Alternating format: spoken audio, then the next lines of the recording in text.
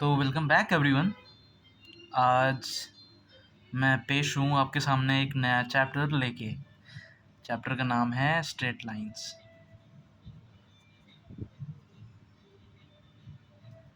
Straight lines. तो देखिए, आप हैंड राइटिंग में मत जाइएगा, गंदी रहती है most of the time, but concept आपको बिल्कुल सही मिलेगा। तो कॉन्सेप्ट से इसमें ये आपको उसका नेचर बता देता हूँ। स्ट्रेट लाइन का कोई भी ऐसा हार्ड एंड फास्ट नेचर नहीं है कि कोई आपको बहुत टफ मिल जाएगा। इसको आपने एक बार अच्छे से कर लिया, 50 to 60 क्वेश्चन प्रैक्टिस कर लिए, it's more than enough for a chapter like this. ये बेसिक है, ठीक है। ये बेसिक है इसका, ये बेसिक है कोऑर्डिनेट ज्योमेट्री का, जो आप पढ़ोगे आगे चल के। तो इसको स्टार्ट करते हैं, इसका ओवरव्यू लेते हैं। लाइन पे, स्ट्रेट लाइन पे बात करते हैं पहले। स्ट्रेट लाइन से आपका क्या मतलब है? स्ट्रेट लाइन ऐसी होती है, ऐसी होती है, ऐसी होती है और ऐसी होती है। काफ़ी तरह की स्ट्रेट लाइन होती हैं, ऐसी भी होती हैं। तो ये तो सब एक ये सारी स्ट्रेट लाइंस हो गई। अब ये मैंने लाइन खींची, तो ये लाइन खींचने के लिए मेरे माइंड में क्या चला होगा, बैक ऑफ द माइंड, कि लाइन मैंने खींची कैसे। अब आपको वो आपको उसका तो आइडिया होगा, जो उसका कोऑर्डिनेट सिस्टम का, जो हम लोग 8th 9th में पढ़ते हैं। एक बार इसको धीमे से बता देता हूँ। रेने डिस्कार्टे ने ये कोऑर्डिनेट सिस्टम बनाया था एक्स और वाई एक्सिस का, जहाँ पे हम किसी भी स्पेस में, स्पेस इन द सेंस कि जैसे कि एक, आप ये समझो एक खाली पन्ना है, खाली पन्ने में मैंने ये डॉट रख दिया।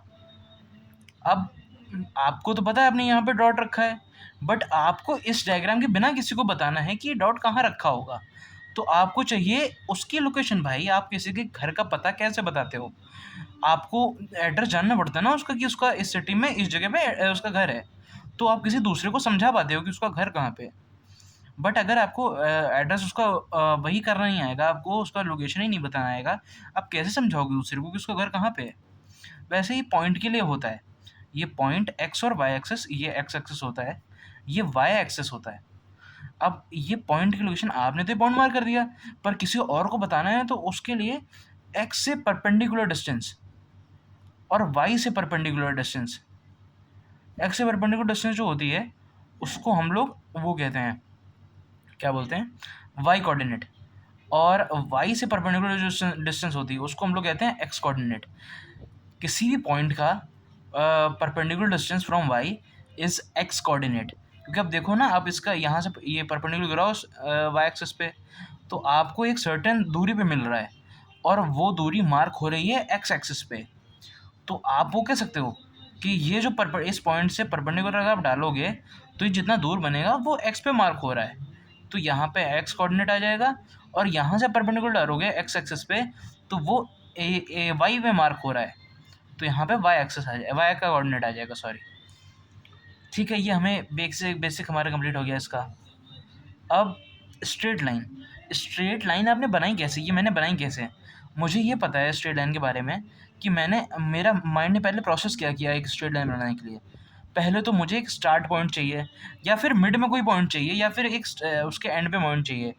कहीं पे उस लाइन पे पॉइंट चाहिए ना मुझे, ताकि मुझे पता चले कि मुझे यहीं बनाना है। मैंने यहाँ क्यों नहीं बनाया स्ट्रेट लाइन? क्योंकि मुझे एक आइडिया था कि यहाँ इस पॉइंट को, एक हाइपोथेटिकल पॉइंट को ऐसे क्रॉस करते हुए मुझे लाइन बनानी है। तो फर्स्ट स्टेप स्ट्रेट लाइन एक ड्रॉ करने के लिए सबसे पहला आपके लिए होता है कि आपको एक पॉइंट पता होना चाहिए। आपको पता कैसे चलेगा कि आपको स्ट्रेट लाइन पास निकालनी कहाँ पे, निकालनी बनानी कहाँ पे है? सबसे पहले तो उसका ये होता है। अब इसको आप ऐसे रिलेट कर सकते हो कि आपको ये तो पता होना चाहिए ना कि उसका घर किस सिटी में है। उसका, आप सिटी के एंट्रेंस में खड़े हो गए, अब आपको सॉरी, आप अपने सिटी में हो, आपको पता नहीं है किस सिटी में, तो आप जाओगे कहाँ पे? कहीं जानने के लिए आपको पहले उस जगह के लिए निकलना पड़ेगा। तो उसकी सिटी तो पता होनी चाहिए ना जिसके घर आप जा रहे हो। वैसे ही यहाँ पे उसका पॉइंट तो पता होना चाहिए ना जिससे आपको लाइन निकालनी है। पॉइंट हमें पता चल गया। अब जैसे ये पॉइंट है, यहाँ से हमें निकालनी है। अब यहाँ से हम यहाँ से कैसे निकल सकते हैं? यहाँ से हम ऐसे भी निकल सकते हैं, यहाँ से हम ऐसे भी निकल सकते हैं, यहाँ से हम ऐसे भी निकल सकते हैं। तो एक पॉइंट पे पहुंचने के लिए हमारे पास ये दिखाता है कि एक पॉइंट पे पहुंचने के लिए हमारे पास n नंबर ऑफ वेज हैं। एक, और वेज से मेरा मतलब है कि एक पॉइंट से पास होने वाली n नंबर ऑफ लाइन्स हैं, इनफिनाइट लाइन्स हो सकती हैं। बट अब इसका वापस से हम घर से एग्जांपल लेते हैं। आप सिटी में तो पहुंच गए, बट आपको डायरेक्शन ही नहीं पता है कि उसका घर पहुंचना कैसे है, डायरेक्शन कहाँ पे है उसके घर का। तो आपको डायरेक्शन चाहिए ना वहाँ पहुंचने के लिए। तो इसमें भी हम लोग ऐसे ही करते हैं। और इसकी डायरेक्शन के लिए 2D में, 2D ये 2D होता है। देखो एक प्लेन में बना है, प्लेन मतलब 2D, टू डायमेंशनल, मतलब जिसमें आप आगे चल सकते हो, ऊपर जा सकते हो। ठीक है, 2D है। आगे गए, ऊपर गए, नीचे आए, फिर इधर चले गए, और फिर इधर आए, फिर इधर चले गए, ऐसे मतलब पेपर ही में मूव कर रहे हो आप। और 3D में क्या होता, ये यहाँ गया, फिर यहाँ गया, फिर ये ऊपर आ गया, ऐसे ये 3D इसमें हम लोग रहते हैं। तो वैसे तो बहुत डायमेंशन, तो स्ट्रिंग थ्योरी में आप एंडलेस डायमेंशन है, एंडलेस तो नहीं कह सकते, बट हाँ आप जितनी डीप बढ़ती चली जाती हैं डायमेंशंस। 21 डायमेंशन कोई कहता है, कोई 8 डायमेंशन कहता है, कोई 9 डायमेंशन कहता है। जनरली अभी तक ऐसा एक्सप्लेन तो नहीं हुआ इसका भी, बट टाइम को 4 डायमेंशनल मानते हैं। चलिए इसको छोड़िए, अभी हम अपने टॉपिक पे आते हैं। फर्स्ट की जो पॉइंट है, इससे पास होने वाला डायरेक्शन हमें देना पड़ेगा ना। हमें एक रास्ता चाहिए, हमें एक पर्टिकुलर लाइन चाहिए, एक पर्टिकुलर लाइन ड्रॉ करनी है। तो हमारे पास उस पॉइंट से पास होने वाला जो डायरेक्शन होता है, वो डायरेक्शन हमें देता है स्लोप। स्लोप, अब ये स्लोप क्या होता है भाई साहब? स्लोप आपका क्या होता है? स्लोप होता है ढलान। कोई कितना ऊंचा है, कोई कितना नीचे है। ढलान इन द सेंस, जैसे कि आप ये चले, आप एक, ये पहाड़ है एक, तो ये देखिए ये पहाड़ हमेशा ये थीटा इंक्लाइंड है, कुछ इंक्लाइन, कुछ एंगल्स, ये हॉरिजॉन्टल, ये जमीन है, पहाड़ इससे थीटा एंगल पे है, कुछ ऊपर है। मतलब इंक्लिनेशन का मतलब कि कितना आप एक्स एक्सिस पे चले, और उस पे उसके प्रोपोर्शन में कितना वाई पे चले, या let me repeat my self, कि आप कितना वाई में चले और उसके कितने प्रोपोर्शन में एक्स पे चले। तो वो तो इंटरचेंजेबल है term, but for slope you can say that कि आप उसका रेशियो चाहिए होता है स्लोप में, कि आप एक्स में कितना चले और कितना वाई में चले, उसका रेशियो।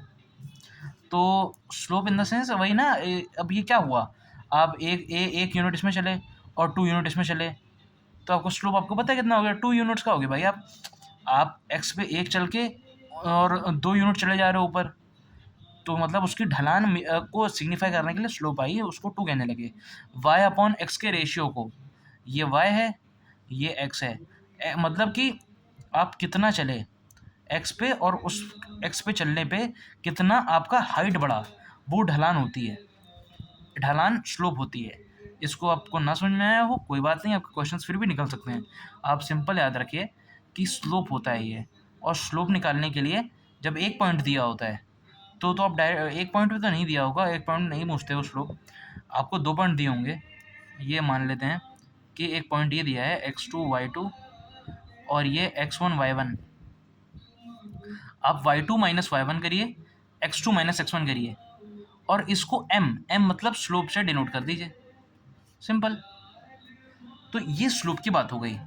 और स्लोप को अगर हम और देखें ना, आपने यूनिटरी मेथड पढ़ा होगा, यूनिटरी मेथड इसमें ऐसे लग सकता है कि आप ये देखिए, इसको मैं, आप सोचते हैं यूनिटरी मेथड कैसे लगा सकते हैं। आप एक काम करते हैं, आपको स्लोप हमें बताना है। आप जैसे एक्स चले, एक्स पे चलने पे वाई इंक्रीमेंट आया हाइट पे, है ना, एक्स पे चलने पे वाई इंक्रीमेंट आया हाइट पे, तो एक यूनिट एक्स पे चलने में, एक यूनिट एक्स पे चलने में कितना इंक्रीमेंट आएगा, उसको स्लोप कह सकते हैं आप। ये देखिए,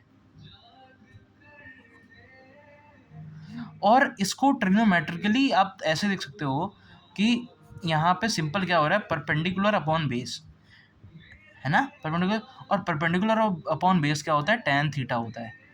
तो मतलब ये स्लोप जो होता है tan थीटा के बराबर होता है, कितने, और थीटा एंगल क्या होता है, कितने एंगल पे हॉरिजॉन्टल लेवल से, पॉजिटिव एक्स एक्सिस से, यहाँ पे ये याद रखिएगा, ये पॉजिटिव एक्स एक्सिस से कितने ऊपर थीटा एंगल ऊपर होल्ड कर रहा है अपनी प्लेस, ये स्लोप हो जाएगा इसका।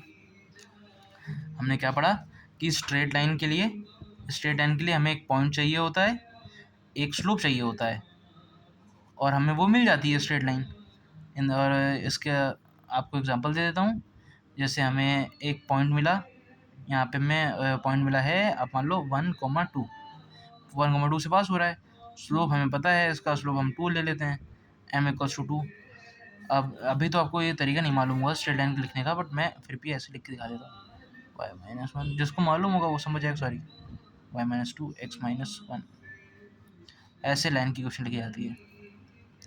अभी लाइन की क्वेश्चन क्या होती है? लाइन की क्वेश्चन वो होती है कि जो इस लाइन में पॉइंट्स हैं, 1 point, 2 point, 3 point, 4 point, 5 point, 6 point, 7 point, 8 point, इन सारे पॉइंट्स को रिप्रेजेंट करने के लिए एक इक्वेशन बनती है, एक एक्सप्रेशन बनता है कि अब इनमें से ये जितने सारे पॉइंट्स हैं, इनमें से कोई भी पॉइंट उठा लूँ मैं, मान लीजिए मैंने उठा लिया 1,1, ये मैं इसमें डालूंगा तो ये इसमें सेटिस्फाई करेगा, but 1,1 should lie on this line. तो ये मतलब होता है इक्वेशन का, मतलब इस लाइन में जितने भी पॉइंट्स हैं, इनफिनाइट पॉइंट्स हैं, उनको उठा के आप इसमें डालना चालू करोगे ना, तो ये सेटिस्फाई कर देगी इक्वेशन। सेटिस्फाई मतलब यहाँ पे LHS और RHS बराबर आ जाएंगे, ये होता है सेटिस्फाई का मतलब। अब हम आते हैं कुछ, आपको थोड़ा सा और इसमें आगे चलिए और ले चलते हैं। चलिए अब हम आते हैं 2 पॉइंट स्लोप लिखने में, जो आपको मैं दिखा भी चुका हूँ एक बार, फिर भी दोबारा दिखा देता हूँ। एक आप ये मान के चलिए, ये x, ये y, इसको मैं x1 y1, इसको मैं x2 y2। तो अब मैंने आपको क्या सिखाया कि मुझे स्लोप निकालना है, ठीक है। पहले तो मुझे पॉइंट पता है। देखिए, मुझे इसकी लाइन की इक्वेशन लिखनी है। लाइन की इक्वेशन के लिए मैं बता चुका हूँ, हमें 2 चीज़ चाहिए होती हैं, एक पॉइंट चाहिए होता है और एक स्लोप चाहिए होती है। तो एक ही होती है, मतलब स्लोप तो एक ही होती है, पॉइंट के कुछ भी हो सकते हैं। तो स्लोप एक नहीं, हाँ स्लोप तो एक ही कहते हैं, बट आप दूसरा एंगल भी दिया जाता है कई बार, वो आप जो नेगेटिव से दे दिया जाता है इधर से, तो उस पर भी बाद में डिस्कस करेंगे। अब सबसे पहले यहाँ का निकालते हैं, हमें इसका स्लोप निकालना है। आप इसका स्लोप मतलब, स्लोप क्या होता है? स्लोप मैंने डेफिनेशन यहाँ पे मैं लिख देता हूँ। स्लोप मतलब इंक्लिनेशन, ठीक है। स्लोप का पहले मतलब ये इंक्लिनेशन और सोचते हैं। और आप ये मानिए कि जो tan slope equal to tan theta भी होता है, और थीटा ये होता है जो पॉजिटिव एक्सिस से ये इंक्लाइन हो रहा है, ये लाइन पॉजिटिव एक्सिस पे बना रही है, ये theta shit sorry positive axis पे ये थीटा इंक्लाइन जो है, पॉजिटिव एक्सिस ये है, एक्सिस पॉजिटिव एक्सिस, यहाँ से जो थीटा एंगल है ये, यहाँ से जो थीटा एंगल है ये, वो इंक्लिनेशन वो यहाँ पे डालना है, पॉजिटिव एक्सिस है हमेशा, ये मस्ट है। तो यहाँ पे देखते हैं, अब मुझे x1 y1, ये x2 y2, अब मुझे थीटा तो यार मैंने कहा था यार पॉजिटिव एक्सिस से होता है, हाँ होता है ना, तो इसमें क्या दिक्कत आ रही है?